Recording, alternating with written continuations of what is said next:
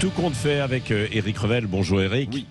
Patrick, bonjour à tous. Et un sujet qui fait beaucoup causer, un impôt climat. Depuis le début de la semaine, il y a eu cette idée qui a été lancée parce que le débat fait rage. Comment financer la fameuse transition écologique qui va coûter quand même de l'argent. D'ailleurs, c'est quoi précisément cette transition écologique que l'on évoque ? Alors la transition écologique, Patrick, c'est ce moment, c'est cette période où on abandonne finalement les industries polluantes, carbonées, pour des industries plus vertes. La transition écologique, c'est ça concerne les entreprises, les services publics, l'administration.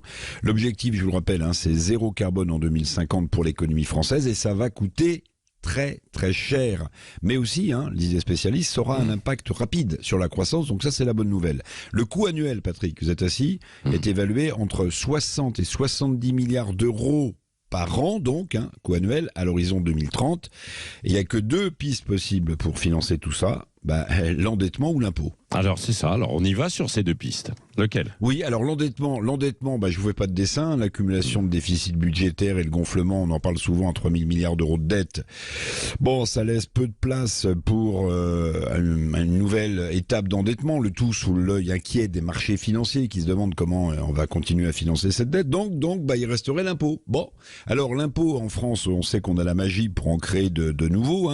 L'idée est venue de Jean Pisani-Ferry, qui est un économiste de son état célèbre, proche d'Emmanuel Macron, et qui propose, donc Jean Pisani-Ferry, ou qui proposait de taxer les 10% les plus riches de leur patrimoine dans une sorte d'ISF climatique. Oui, un ISF climatique, 10% sur le patrimoine des plus riches.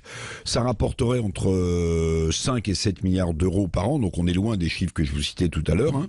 Bon, réaction depuis 2 jours, depuis hier, pas d'impôt nouveau, a déclaré Bruno Le Maire, ministre des Finances, et d'ailleurs Emmanuel Macron n'en veut pas non plus.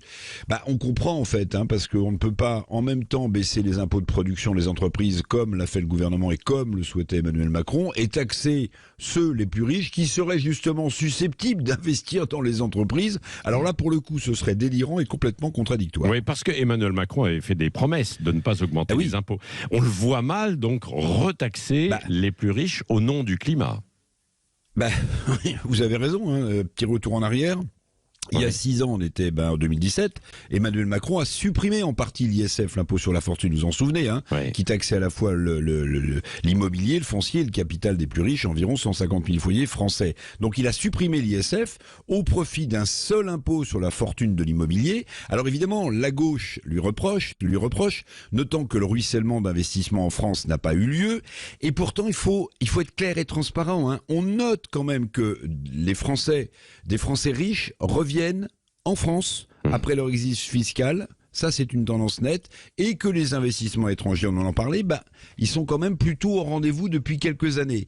Alors, Macron hésite-t-il finalement à sonner le retour d'un ISF climatique? Bon, la gauche et les écologistes le demandent.